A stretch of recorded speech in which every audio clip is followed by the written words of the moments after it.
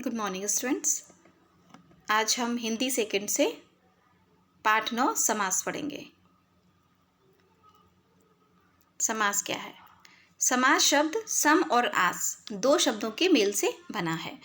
सम का अर्थ होता है पास और आस का अर्थ होता है बैठाना। इस प्रकार समास में दो शब्दों को पास पास बैठाया जाता है, इसी को समास कहते हैं। ये याद रखने वाली बात है कि दो वर्णों के मेल से जो है वो संधि बनती है और दो शब्दों के मेल से समास बनता है। समास की परिभाषा क्या है? दो अथवा दो से अधिक शब्दों को मिलाकर एक नए शब्द का निर्माण की प्रक्रिया समास कहलाती है। दो से अधिक शब्दों को मिलाकर जो एक नया सार्थक शब्द बनता है, उस प्रक्रिया को समास कहते हैं। समास प्रक्रिया में दो प्रमुख शब्दों को पास पास लाया जाता है और इनके बीच के अन्य शब्दों को या विभक्तियों का लोप कर दिया जाता है। जैसे राजा का पुत्र।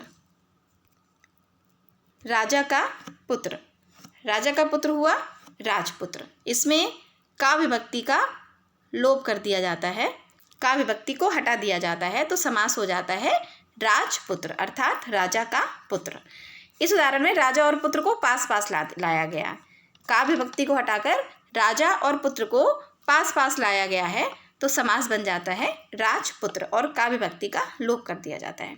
समस्त पद क्या है? समास युक्त पद को समस्त पद कहते हैं। वह पद जिसमें समास होता है। समास करते समय वाक्य के पद के बीच की विभक्ति चिन्ह हटा देते हैं। विभक्ति रहित शब्दों को मिला देने से समस्त पद बनता है। जिनके बीच में से दो शब्दों के बीच से विभक्ति को हटाकर जब दो शब्दों को मिला दिया जाता है, तो वह समस्त पद बन जाता है। इसमें दो पद होते हैं समस्त पद में, युद्ध और भूमि। ये दो पदों को जब आपस में मिला दिया जाता है, इनके बीच की विभक्ति को हटाकर इसके बीच में जो विभक्ति होती है, युद्ध भूमि के बीच में जो विभक्ति थी वह है की। युद्ध की भूमि, इसमें की को हटाकर, की विभक्ति को हटाकर युद्ध और भूमि को पास पास लाया गया है, तो ये समस्त पद है। अब क्या है? समास विग्रह। समास विग्रह क्या है? जब समस्त पद को पूर्व पद और उत्तर पद में विभक्त कर देते हैं, अर्थात पूर्व पद और उत्तर पद को में अलग कर देते हैं जब किसी समस्त पद को, तो वह समास विग्रह कहलाता है। जैसे लोकप्रिय। लोक पूर्व पद है लोक और उत्तर पद है प्रिय। पूर्व पद है लोक और उत्तर पद है प्रिय। इसमें लोक और प्रिय को अलग अलग करके इसमें बीच में मैं विभक्ति लगा दी जाती है, तो यह समास विग्रह बन जाता है। जैसे गुणहीन, गुण से हीन, इसमें से विभक्ति को इसमें जोड़ दिया जाता है, लगा दिया जाता है। इस प्रकार से इसमें समस्त पद को विग्रह करके समास विग्रह बना दिया जाता है।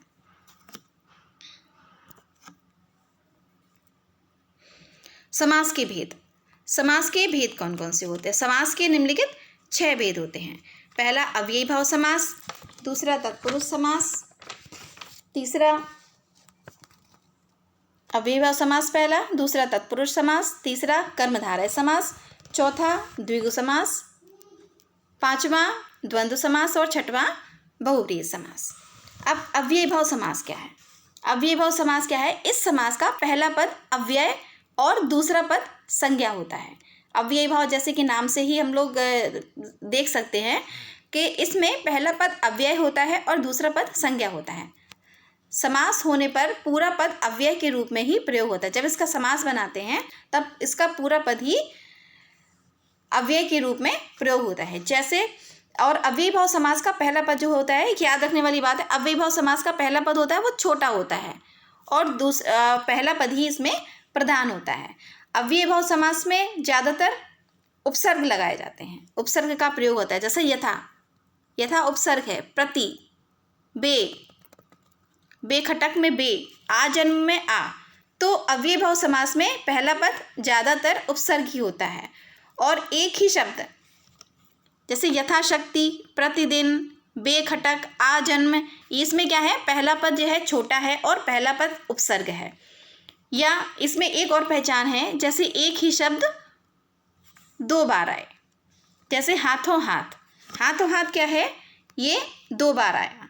जब किसी शब्द को बार बार आता है, एक या एक से अधिक बार आता है, तो वह वहाँ भी अव्ययी भाव समास होता है। अब क्या है तत्पुरुष समास। तत्पुरुष समास क्या है?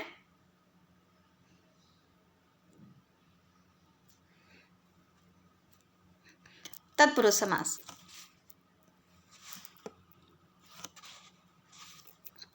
इस समास में पहला पद विशेषण का कार्य करता है, इसलिए दूसरा पद प्रधान होता है।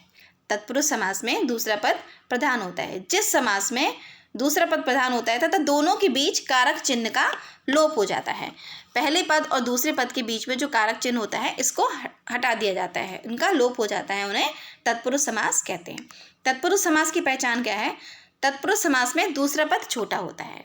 अव्ययी भाव समास में पहला पद छोटा होता है और तत्पुरुष समास में दूसरा पद छोटा होता है, और दोनों पदों के बीच कारक चिन्ह का लोप हो जाता है। जैसे वन गमन, वन को गमन, इसमें को कारक चिन्ह का लोप हो गया तो वन गमन। अकाल पीड़ित, अकाल से पीड़ित। पुस्तकालय, पुस्तक के लिए आलय। मातृभक्त, माता का भक्त।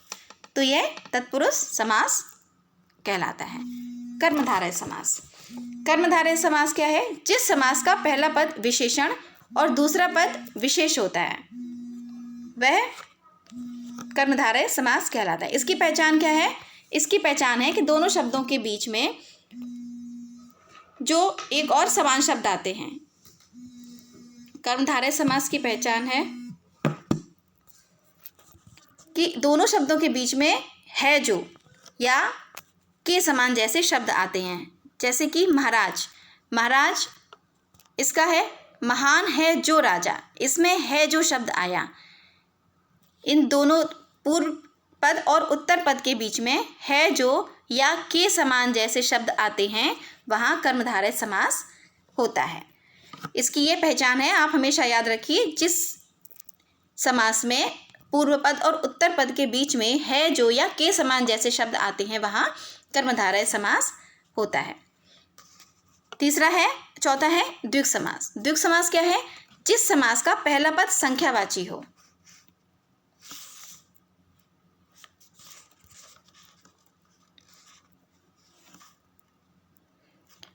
द्विग समास क्या है? जिस समास का पहला पद संख्यावाची हो और पूरा पद जो है समूह का बोध कराए।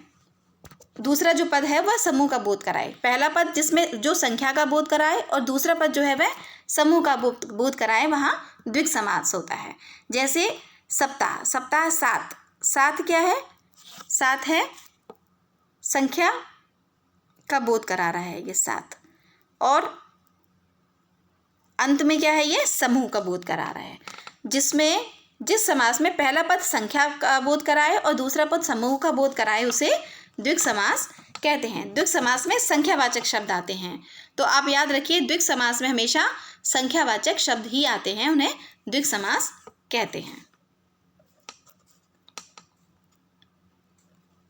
द्वंद्व समास। द्वंद्व समास क्या है? द्वंद्व समास जो है, द्वंद्व समास में जिस समास में दोनों पद पर समान प्रधान होते हैं, जिसमें प्रथम पद भी प्रधान होता है और द्वितीय पद भी प्रधान होता है, वह द्वंद्व समास कहलाता है। जैसे हार और जीत। हार, इसमें प्रथम पद जो है हार वह भी प्रधान है और द्वितीय पद जो है जीत वो भी प्रधान है। इसको विग्रह करने पर और, एवं, तथा, अथवा जैसे शब्द का प्रयोग किया जाता है। और इसकी एक और पहचान ये है कि इसमें हमेशा जो प्रथम पद है और द्वितीय पद है, पूर्व पद है और उत्तर पद है, उन दोनों में हमेशा जो शब्द होते हैं वह विपरीत शब्द प्रयोग किए जाते हैं। जैसे हार, हार का विपरीत है जीत। राजा, राजा का विपरीत है प्रजा। तो द्वंद्व समास में हमेशा एक दूसरे से विपरीत शब्दों का प्रयोग किया जाता है, वहाँ द्वंद्व समास होता है। इनके बीच में और जैसे शब्दों का प्रयोग होता है, जैसे हार और जीत, राजा और प्रजा, पूर्व और प्रधान, पाप और पुण्य। जिन शब्दों के बीच में और, एवं, अथवा आदि शब्दों का प्रयोग होता है वहाँ द्वंद्व समास होता है। बहुब्रीहि समास। बहुब्रीहि समास क्या है? बहुब्रीहि समास विग्रह करने पर कोई तीसरा ही अर्थ निकलता है। अर्थात जब समास के दोनों पदों में से कोई भी पद प्रधान न होकर कोई तीसरा पद प्रधान होता है, अर्थात कोई तीसरा ही पद प्रधान होता है, इसका कोई और ही अर्थ निकलता है, वहाँ बहुब्रीहि समास होता है। जैसे नीलकंठ, नीलकंठ क्या है? नीले कंठ वाला, नीले कंठ वाला कौन है? शिव। तो यहाँ कोई तीसरा ही अर्थ निकल कर आया, नीले कंठ वाला कौन है? शिव। तो यहाँ पर शिव क्या, ये क्या है? बहुब्रीहि समास है। तो बहुब्रीहि समास में तीसरा अर्थ निकलता है, पहला पद और दूसरे पद के अर्थ को मिलाकर कोई एक तीसरा ही अर्थ निकलता है, वहाँ बहुब्रीहि समास होता है। जैसे चक्रधर, चक्र को धारण करने वाला कौन धारण करता है? कृष्ण, भगवान कृष्ण।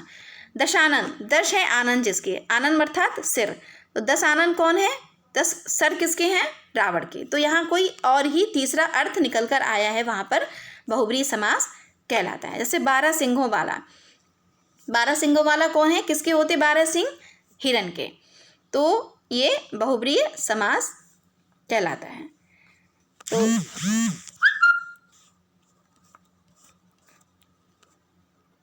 ये चैप्टर पार्ट 9 ने पूरा किया, पूरा हो गया आपका। आपको इसकी एक्सरसाइज और क्वेश्चन आंसर्स आप कंप्लीट करेंगे और कॉपी में लिखेंगे और याद करेंगे उनको। Thank you students.